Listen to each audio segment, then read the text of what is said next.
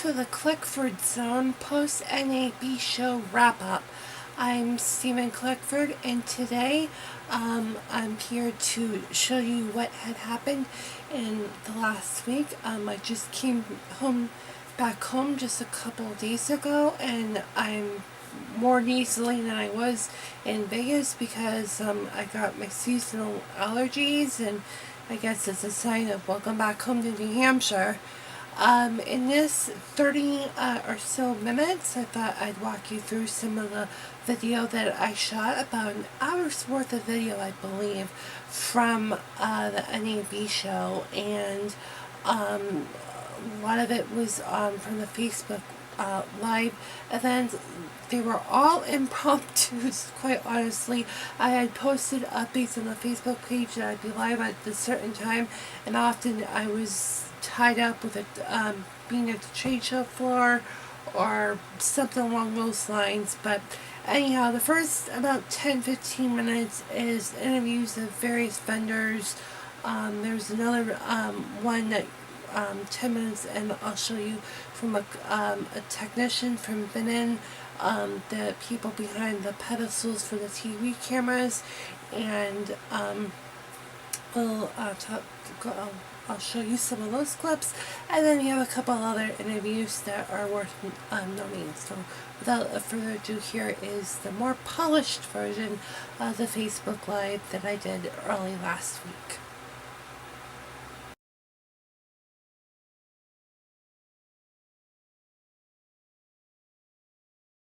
I'm sorry? Donald, what's your name? I'm Don. Donald. Yes. Nice to meet you. Can you show me how the fusion pedestal works? Sure. This one over here is FP188. It's a full robotic pedestal. It does X, Y, and Z motion, along with pan, tilt, zoom, and focus. It's pretty user-friendly. All you want to do is select the button here, move the joystick in position. Right, left.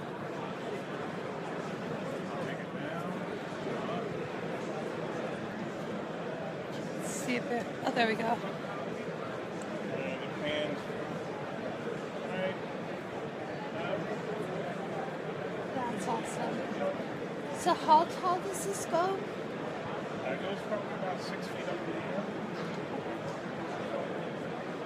Yeah, you have pre-programmed shots for this, correct? Yes, you can program shots, and what you'll do is you'll go ahead and select the shot, you'll hit fade, and it should go to its programmed position.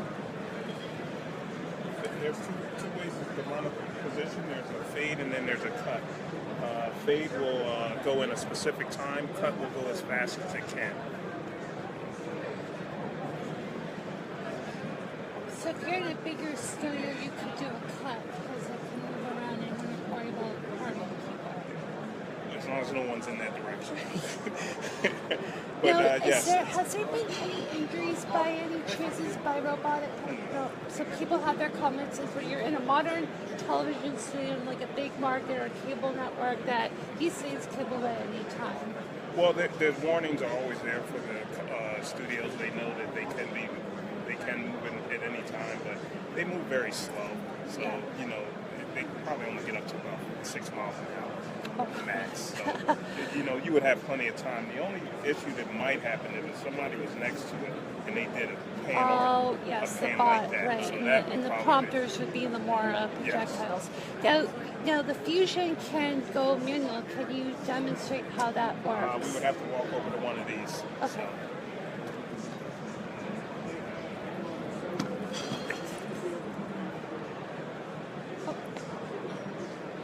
Oh, we're talking about the...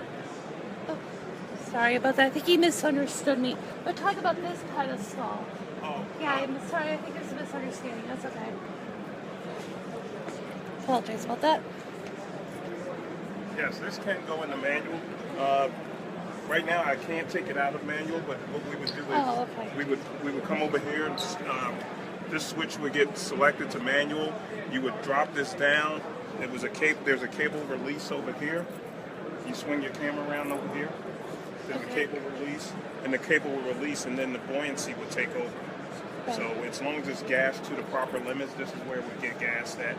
Right now, because it's in a demo mode, I can't take it out of auto. Oh, okay. Because I saw it yesterday go out of auto. So, but basically, if you're like, say, you're in a news studio and then you do a talk show where sometimes you need to do manual control, that would be. Yes. What happens is you see these switches here. Yeah. You would actually go to. You would switch those to manual. These hand controls would allow zoom and focus, and then you could do that. Also down here, this has to go into manual as well, and you can have not only movement, height, zoom and focus. Now, do some TV studios just turn off the pedestal and leave everything else robotic? I mean, is there... No, unfortunately, it won't work like that. You have to either go full robotic or you have to go back. So that's like a safety feature. Yeah. Over here, there is specific heads that are manual only. Since we were going to go over to the other pedestals, and I want to come over and demonstrate that with me.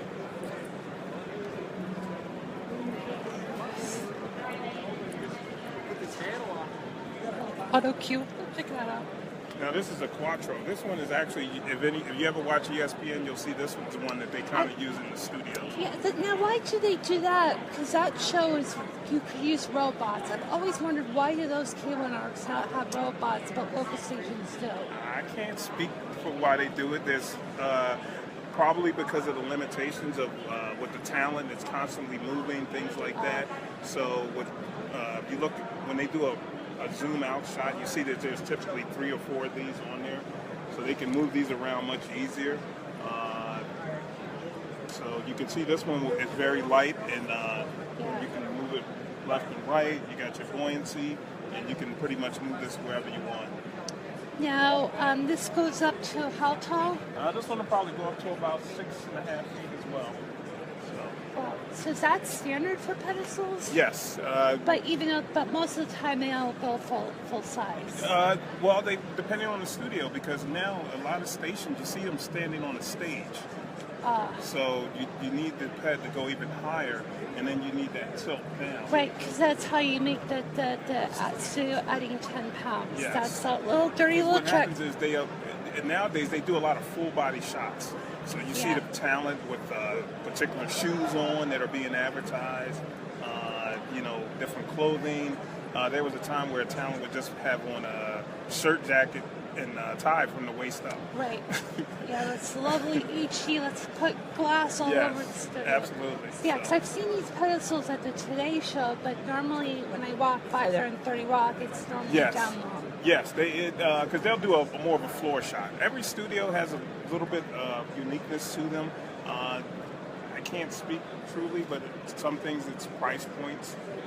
Some things there's some union as well. TV and production is still has some union issues,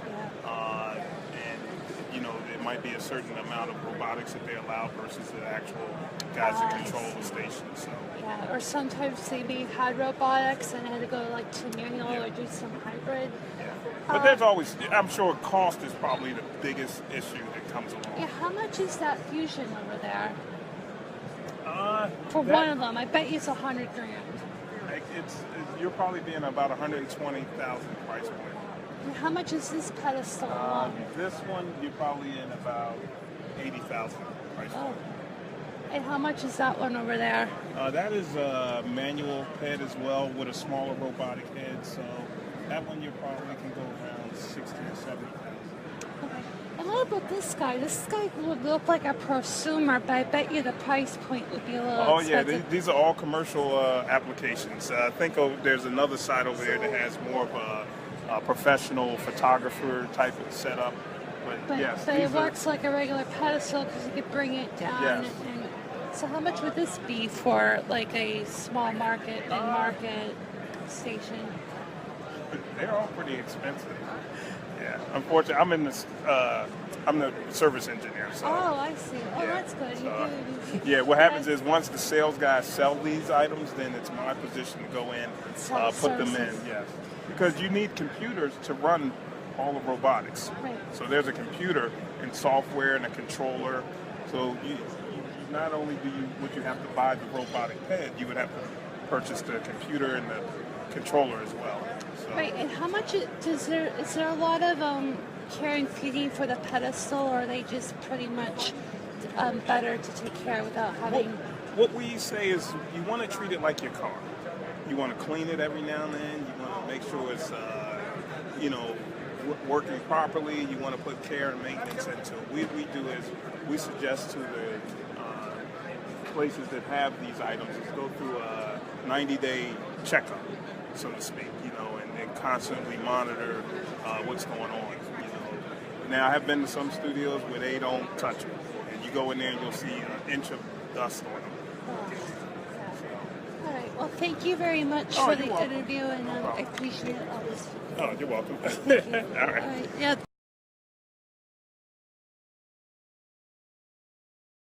SDI, H.264 encoders. We have 4-channel frame synchronizer that is probably the highest density that you'll find anywhere. Up to 12 frame synchronizers in a single rack unit. And they're full-featured synchronizers with infinite timing windows. They have built-in color correctors, timing adjustments, crop and scale flexibility. That's new for us this year. We have 12G video routing, layering engine, and protection switches, which are very rare in the industry at this point. So we are trying to provide things that other vendors may not provide. Okay. So how do you differentiate yourself from the competition? Higher quality video, more rugged engineering, and better customer service, and leading edge technology that other companies do not have yet. So can you demo me this product that you have in front of me? Yeah, sure. We're demonstrating here one of our compact routers. It's a model number is ST450. This particular small router has up to 12 inputs, several outputs. It has a built-in clean switch, which synchronizes the inputs to a reference standard. And that is very handy when used in front of the built-in H.264 encoder. So it's a hardware, not a software codec? Yes, it's a hardware coder. Okay, so that would be more reliable than having a generic PC that may not be built to handle that kind of video traffic. Yeah, it would be more reliable, much lower latency. Exactly. Very high video quality. This kind of equipment is really useful in remote locations. For example, in a remote truck or another remote situation where you need to get a feed back to a station or other control. Likewise, you can stream directly to the web using the content delivery network. That would be to broadcast? Yeah, you can broadcast over the web.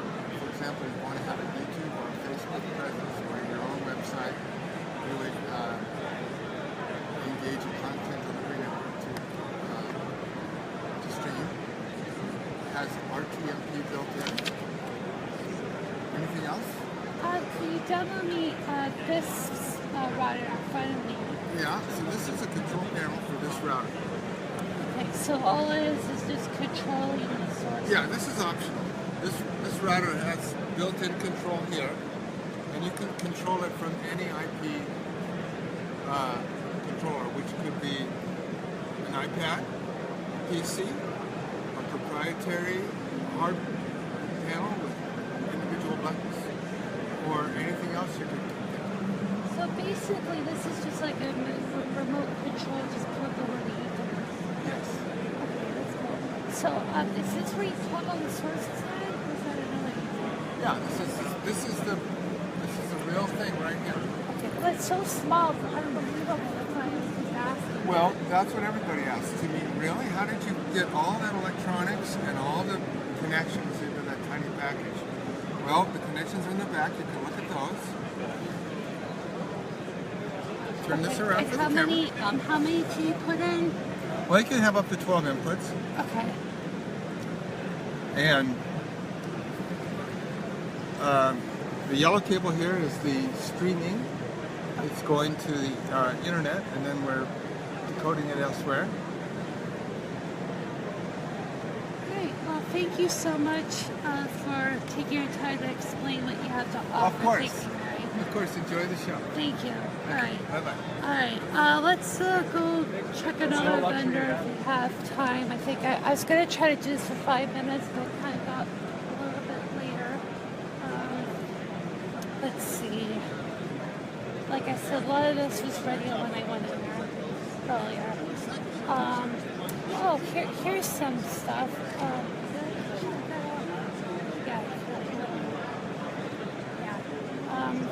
Yeah, we checked this out before, Mom. This is kind of ringing a bell. I don't know. We checked this out.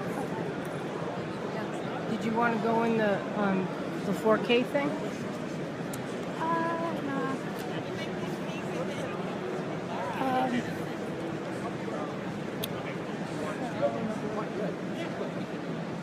No. Yeah, the Japanese not only had they pioneered in 4K like a decade ago, now they're doing 8K.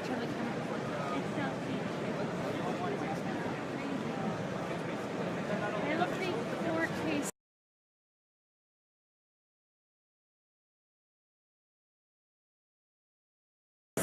Joe. So what we do, we have these transmitters that we use to encode video and transmit over the internet to a receiver at the TV station. So what does this server do? Is It does the decoding at the station. So it's like a dual output server and decodes two streams at a time. So then basically you have a server that is basically only designed to take the stuff from the live feed. From a device like this, any of the solutions that we Can you feed things to a TV station from like a camera if you're doing some packages you want to feed it to the station? Yes, you can feed the packages as well. It's a function of multiple functions. Like we have here. You can go to the operation and it can go live, or you can also transfer a file that you can be recording it to the hard drive on this unit. It's a package, like that. So basically, I know a little bit from the consumer side of streaming. So basically, does the station put a public IP address and then you have like a username and a very strong password and internet stuff in, then you're connected? Actually, this one is going to have a public IP address, but this one doesn't need that because we do routing in the cloud. Through a web management. Okay, so that's how they talk to one. Yes. This one goes to the cloud and asks, where do I transmit? And it gets routed from there. Is this going to become the primary way to do live shots, or will wait? Yeah, it's primarily live shots, news gatherings. Okay. All right. Well, thank you, Dan. Can I scan your slide? I'm going to scan it.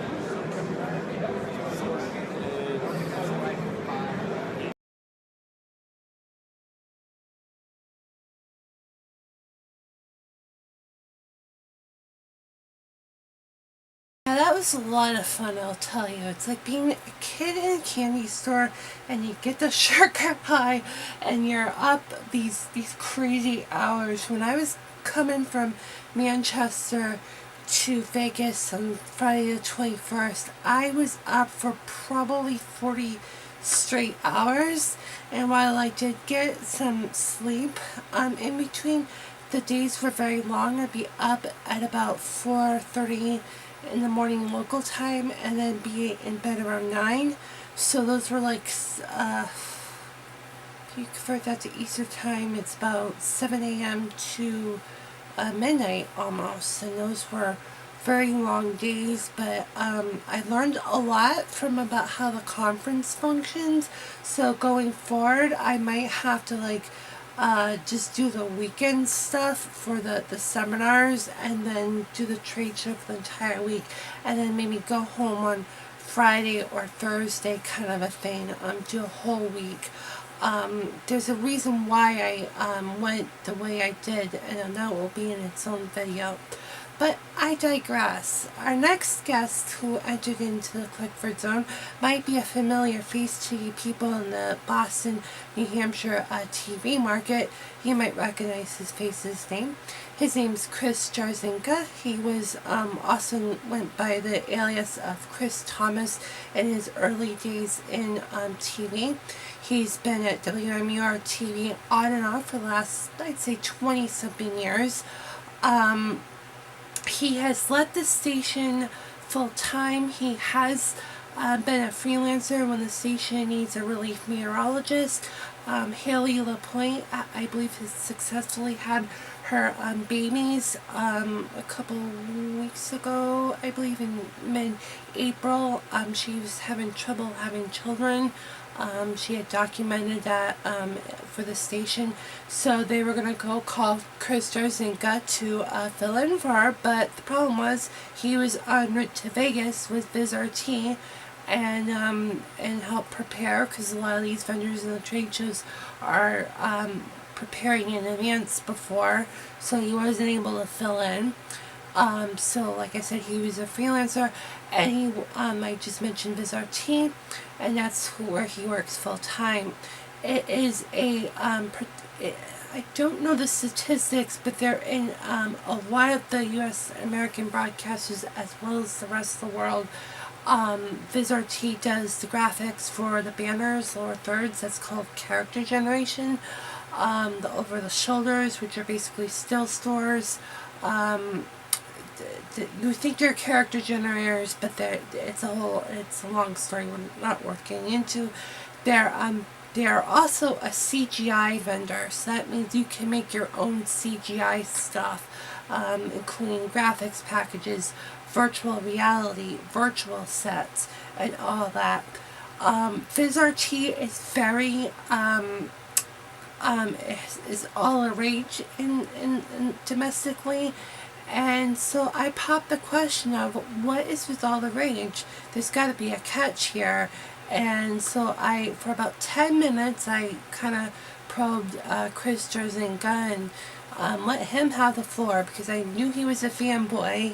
I don't know if he took it that well initially, but he really means well with what he wants to sell. So without further ado,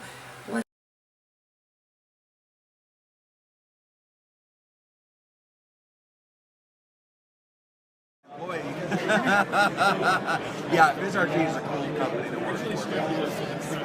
What's so great about this? Sure. So what VizRT does that's very, very different is it's a very open system, meaning that we don't decide as a company what you can do with your box. You can do a lot by yourself, as little or as much as you want. So if you do want to buy something that's from us that's a full weather system like we have here, or a sports tracking system, or something really cool, something like you see on ESPN, everyone on ESPN, CNN, Channel 9 in Manchester, they all use VizRT equipment.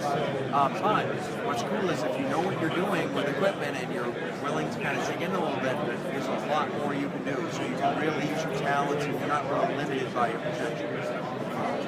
So one thing to learn about VizRT for graphics is that you need to know what you're doing.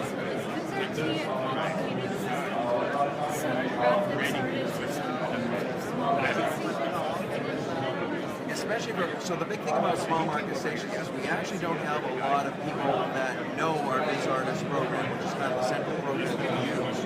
And because of that, what ends up happening is, let's say at a small market station, they're paying a graphics artist like a Dan Gourmet, they might be paying them $30,000, $40,000 a year because that's what the station can afford. The minute they learn Viz Artist, they can now go somewhere and make $150,000 or $200,000 a year because it's a very unique skill set.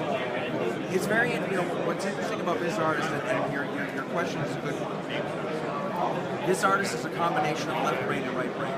There's a lot of design and a lot art involved, like you would do with something like Photoshop, but there's also a lot of math involved, like you would do with, let's say, 3D Studio or Maya or one of those 3D packages. So it does take a very unique and talented individual to get the most out of the system.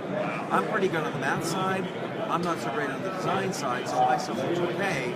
But some of the stuff you see around here that's done by people that can do both is really amazing. So that's like it requires a very special skill set compared to Avid stuff like Yeah, Chiron, I mean, it really depends. Look, at the end of the day, if you can't draw and you're not an artist in the real world, you're probably not going to be a very good designer. You can have all the tools you want, and I always say this, I could have all these tools behind me. A real, true designer could have Microsoft Paint, and their stuff would probably look better because they know how to draw, they know how to design, they know how to color, they have that training. That's key, and I don't care what system you use, whether it's Chiron, whether it's Avid. If you don't know how to design, your stuff is not going to look very good. And so, but I will say, the Chiron stuff may be quote-unquote easier to use, but really what it is we have more features. We have the ability to dig in, and so it's a very fair and a very good question because people say, well, you're very complex. Well, I'll tell you this. It is one skill set to fly a Cessna from Manchester to Lebanon, New Hampshire. It's quite another skill set to fly a plane from Logan Airport all the way over to Heathrow on a 747. VizRT is the 747, and some of these others they're lesser capable systems, so that makes them less complex. So what if you're a graphics artist that uses Adobe products and stuff like that? Are they interoperable? Yeah, so actually we can integrate Photoshop files directly with layers in our system, and I believe we now support most of the blending modes as well. After Effects projects can be loaded directly into our system, and we also have a direct integration, so it's not just importing files. We actually have a real-time integration with Cinema 4D. So if you are designing something in Cinema 4D, and you move the camera, you'll see it move in VizArtist and vice versa. And that's how we build a lot of our virtual sets. So can you tell me a little bit about the other offerings? Give me your neurologist. Yeah, we're doing weather, absolutely. So what we have here is a couple of products. This product here on the right-hand monitor is our alert system. And this is actually on the station. We have 3 systems in Boston right now. Not one at WMUR because the guy that works at WMUR is a friend of mine. He actually wrote one himself in Viz. He's one of those guys that's just really brilliant. But the idea behind this is alert systems can do more than just show weather information. So for example, we're actually showing storm closings on the upper left-hand or the upper right-hand corner of the screen. While at the same time we're showing temperatures, we're showing warnings, and we're also showing the map of those warnings located on the screen. Let me just flip over here. This is our content provider tool. So what we can do is, if we wanted to add social media, we can actually add a social media feed. So now we can see what people are actually talking about in terms of weather. So let me just tell you a little story. We sold this system to a TV station in Boston. I happened to be watching it one day just to see if the system was working, more or less. It was during a snowstorm. One of the gentleman's Twitter followers actually said, there are wires down on Route 97 in Haverhill, Massachusetts. That was the road I was going to take that day. That actually was useful information to the point where I actually went a different way because that road was completely shut down. I never would have gotten that from the National Weather Service. Only having that kind of social integration was very, very helpful. So some people would argue this is screen corner, and I cannot read the second line text below the celebrity. I've seen networks that use VizRT. It seems to be like a old school way of doing graphics to All part of the design. You can limit the number of characters, you can limit it to a squeeze. This is just because we're trying to get a lot of information for a demo. If you watch NBC Boston or NECN, you can actually see our ticker. Yep, actually, other questions, but so you're hoping that VizRT is basically a graphics system that you're into data, into feeds, into weather alerts, traffic alerts, any like data that would help the viewer. That would be easier. It's basically it's all right. We are very data driven, but let's face it, What do we do nowadays in television that isn't? You know, I mean, everything is, you know, big data is the future. You right now broadcasting on Facebook Live. I mean, how cool is that? That it used to require, you know, and how many other people are doing this at the same time? How many people could give us storm reports of a tornado that we would have a mesh on Twitter of the storm reports that would actually look like a map without even having a map on the screen? Big data is what it is all about. Data is what it's all about. What my job is to do is to take all the complexity that's associated with this and make it easy for people. So here's the thing, I used to work for a company, WSI, and their philosophy was keep it simple, which is good, but they would do it at the expense of actually having features. They would cut out features, no, this is too complicated. What I say is, don't neuter the features for the people that actually want to use them, but make a decent UI and make it good enough so that people are able to use it that don't want to necessarily dig into the information. And the example I can show you here, here's an interactive radar product. In fact, the left monitor right there, where I can zoom right into the picture. You know how to use an iPad.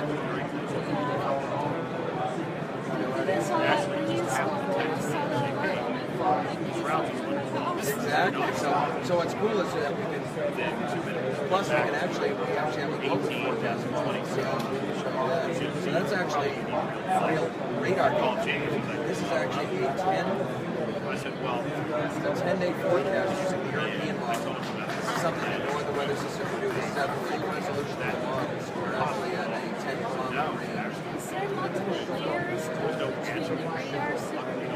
Yep. So we have a snow layer, a rain layer, and then we have a cloud layer. And so these are all each about 4,000 by 4,000 pixels, and I'm able to do that spin and flow and do it very quickly. As I said, I can zoom right into our whole new answer. 18 and 12, and then went all the way up to, went back to 18 and then 20. HP Z440 off the shelf, so it's got a slightly better processor. NVIDIA Quadro FX 4000, and this one actually doesn't have this one's just using a monitor output, but we also have Matrox cards that actually do the video. So that's like, how much would that be? Yeah, that might be something. This system probably would be around 30,000. And that's significantly more than the silicon graphics that they use. Oh yeah, Silicon Graphics, well of course they're gone. The Silicon Graphics stuff, they were the only ones that could make the really decent processors back in the day. And I used to use the Oxygens, the O2s, never had an Onyx. I had Indigo, oh yeah, I mean, so those days, fortunately, are long gone. What was the kind of... Right. Oh yeah. Well, and look at back in 1984, a 5 megabyte, not gigabyte, terabyte, a 5 megabyte hard drive also cost like $5,000, $6,000. So we've made a lot. We may not feel like we've made a lot of progress. We don't have flying cars yet. We can't teleport, but we're not the Jetsons yet. But we have really made a lot of progress in a lot of areas. I'm telling you, I can run a lot of this off of my laptop, which costs $2,000. Thank you for spending some time with me. As we were just mentioning. That was a great interview. I basically let Chris have the floor, basically, and I also neglected in the opening that they also do create weather graphics.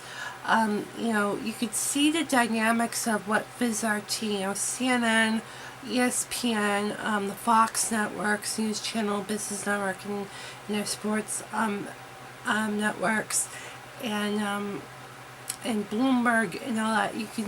They all use VizRT for the character generation, and you could tell they have different uses, and sometimes they're effective, sometimes they're not. Like Channel 9, the Hearst stations, they use a traditional way of putting graphics on the screen. Then you watch ESPN during a game, and they, especially in the baseball, you have to get a magnifying glass because they like to have that minimal, non-distracting. But then you watch Bloomberg, it's like watching a teletext service from Europe. There's all this data on your screen. Same thing with the Weather Channel. The Fox Business Network is like watching Channel 9. The graphics are legible. They they put relevant stuff that you can read. Meanwhile, Fox News Channel is like watching CNN, where they just want to put a lot of stuff on the screen. And I'm against the squeeze effect. I like minimal words, or if you want to get wordy, just use the crawl. Just use the crawl function. But you can really see a lot of the dynamics of how VizRT works, and also how much the people know about it to use it to the advantage. And he mentioned you can make $200,000 managing Viz, but the funny thing is that you're typically probably working for the corporate arm and not for local stations. So several groups have hubbed their graphics and do their graphics at in Orlando for Hearst Corporation, and they'll design the graphics packages, and then there's probably 2 or 3 people basically at these hubs, and then the Adobe stuff that he said that VizRT supports are probably used at the local stations. And like if you're trying to put it over a shoulder of some politician and have it in their clip art, so to speak, because that's kind of what these hub graphics are. You can go to Photoshop and take off all the background, save it as a PNG, upload it to the station's graphics cloud as like their clip art, and then put it into the over the shoulder asset, as they called, kind of a thing. So the graphics artists aren't totally disappearing. They're just their responsibilities probably change, and possibly producers or other jobs that weren't doing graphic arts are doing that kind of stuff. I'm kind of adding on to what Chris was explaining about. I mentioned about in the video about Chris Thomas and him going by once was known as Chris Thomas. Basically, Channel 9 was one of the last stations in the country that allowed people to have stage names on TV. I can go on a list of names of people that are currently on TV or have been on TV that do not use their given name. And what happened was, if I'm not mistaken, him and Kevin Skarupa, aka Kevin Joseph, had left the station, then came back, and then they used their actual names. I did not ask that if he did leave the station or what, but I believe in memory that's how it was.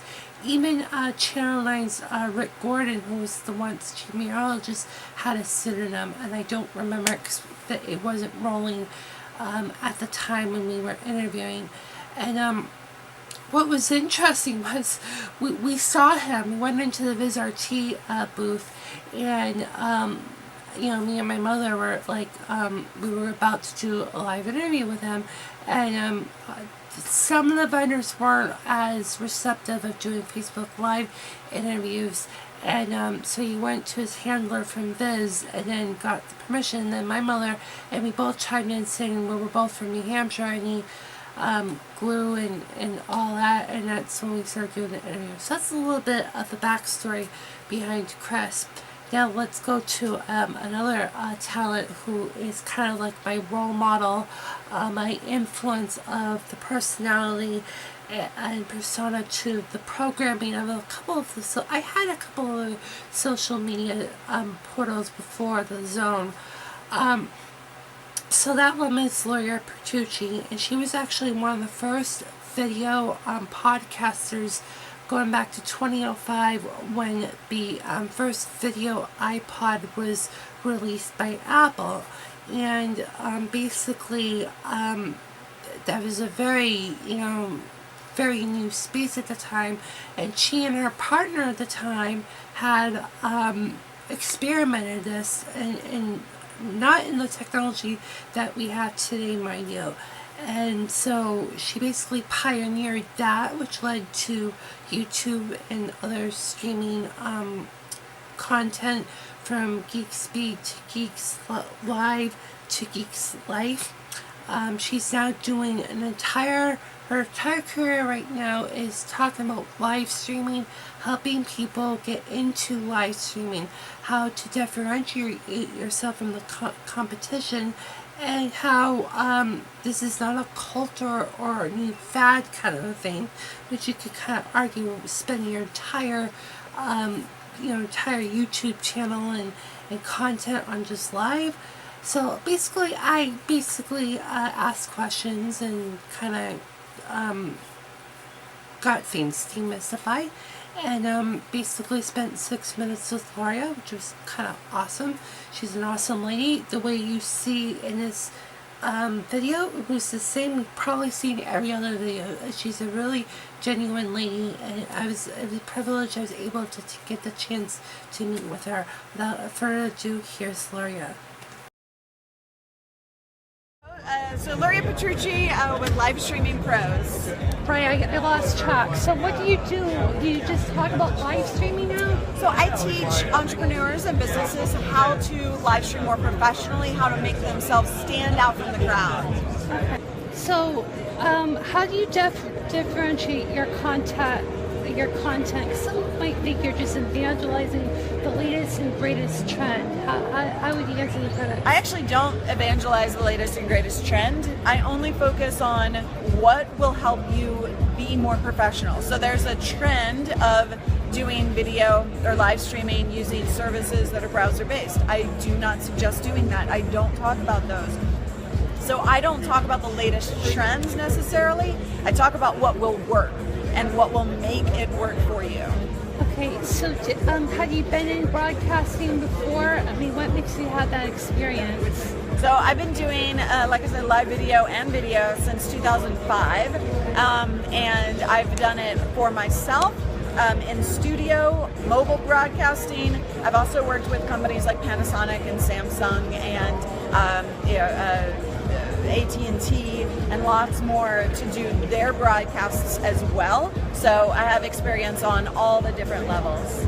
Right. So how's it different from just producing taped video or stuff like that? Well, live is very different, as you just said, right? Like anything can happen, right? So you got to make sure that you're prepared for your live videos. And so we talk about the 4 levels of live video, which is live streaming. So level 1 is just the selfie stream. Exactly, well, a little bit about what you're doing right now. You've got the phone itself, right? Level 2 being kind of what you're doing with the mic. Add a video stabilizer, add some gear to it so that you have a more professional sounding video. Level 3 going from live from a computer using Wirecast, for instance. Then level 4, doing what we do here with our show, Live Streaming Pros, with the show that we're doing here at Livestream's booth, using a dedicated system to really get TV quality. TriCaster? So we are using the Livestream HD 550 here. Yeah, it's a competitor, but same concept. So in Livestream Studio on that hardware. Okay. So what did you do before a live stream? So I've been doing live video and recorded video since 2005 online. I was one of the very first video podcasters before Apple, when Apple released their very first video iPod. This was before we had the iPhone. Right, 2 years before, yeah. Yeah, so I started back then and I've been cranking them out ever since. Okay, so you have a lot of experience with podcasting and live, so that's why you made your entire career currently on live stuff. But you did technology stuff before. You did, I think, Geek Speak. Yeah, so it started with Geek Brief and then Geek Beat, then Geeks Life. I've since passed on Geeks Life. So I don't do the tech news and reviews every day like I used to. Now I focus on the tech surrounding live streaming and also teaching how to get more professional streams, from strategy to the way you broadcast, the things that you do during your broadcast, preparing and from a technical standpoint, how to set that up. Yeah, do you help people who are like camera shy or afraid that the tally light comes on? Because I do this because I want to. Yeah. I like to be on camera and talk about the things I like. You're passionate. passionate. Yeah, Exactly. and that's the thing you have to focus on when you are nervous about being on camera, or if it makes you uncomfortable in any way.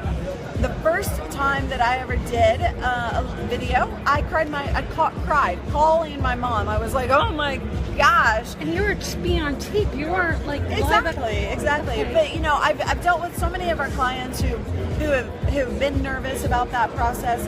And what I tell them to do is do it more often, and ramp up your energy.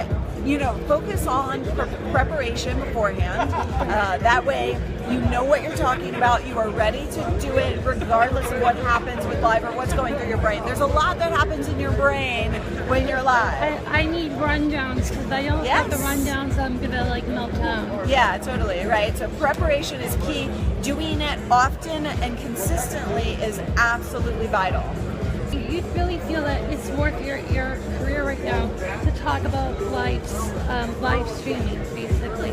Yeah, the live video is my day in, day out, and that is what I do. I talk about, I teach, I help, and it brings me a whole lot of joy to be able to help others see more success and really make themselves more well-known, more stand out from everybody else trying to do live video. Yeah, that's kind of hard when everyone's doing live video. It's hard to like break through that glass. But the deal is, it's still early days. It's still early days. There, as much as it feels like everybody's doing it, it's really still not everybody. And I've done it for myself, in studio, mobile broadcasting. I've also worked with companies like Panasonic and Samsung and AT&T and lots more to do their broadcasts as well. So I have experience on all the different levels. All right, I think that's out of time, but thank you for taking the time out of your busy day to interview with me, because I hardly get any hits or any traction, but that's okay. I do it out of my heart. You know what? It's all about, it doesn't matter, you know, if one person is watching, that is all that matters. And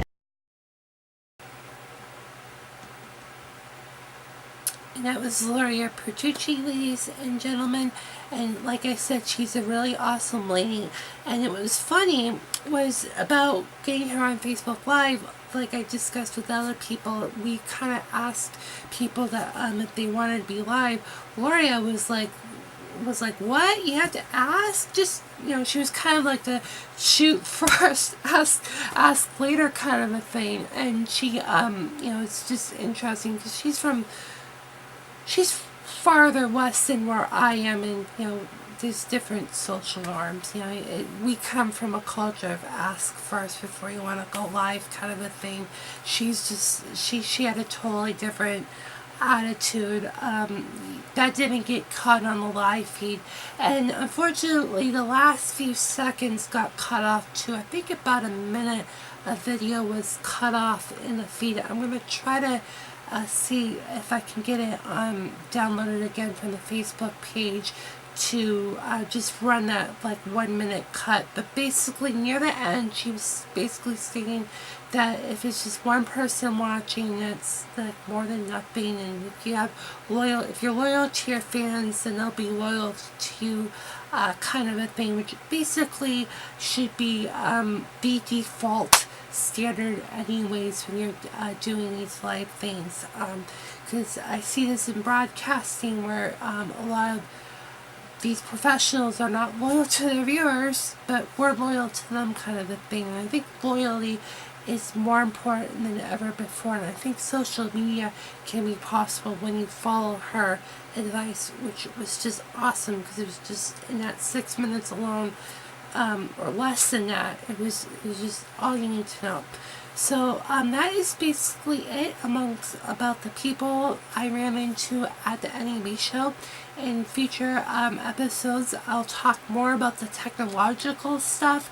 I've already posted some written blog posts about the evangelism of the information technology, the virtualization, and all these shiny objects, which I think is I'm going to criticize it. I'm not bashing the show. I'm just kind of saying, what the hell are you thinking, kind of a thing. So that will be coming up in later episodes probably in the coming weeks. I bet you I'll be hashtagging the NAB show well into New York, which I'm planning on going. I think the doubt is becoming less and less. So that is basically it. I hope you continue to follow me. I know I've got any followers on Twitter and possibly Instagram, and not so much about Facebook, but just keep tuning in. I'll be producing quality content from this trade show, which was, like I said, the best thing that I think has ever happened to me in a long time. So I'll talk soon. Have a great one.